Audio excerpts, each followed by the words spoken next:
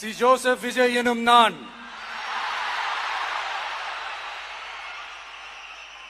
தமிழ்நாட்டு அரசின் முதலமைச்சர் என்ற முறையில் எனது கவனத்திற்குள்ளாவதும் தெரிய வருவதுமான எந்த பொருளையும் முதலமைச்சரின் கடமைகளை உரியவாறு நிறைவேற்ற தேவையான அளவுக்கன்றி ஒருவரிடமோ பலரிடமோ நேர்முகமாகவோ மறைமுகமாகவோ அறிவிக்கவோ வெளிப்படுத்தவோ மாட்டேன் என்று ஆண்டவன் மீது ஆணையிட்டு உறுதிமொழிகிறேன்.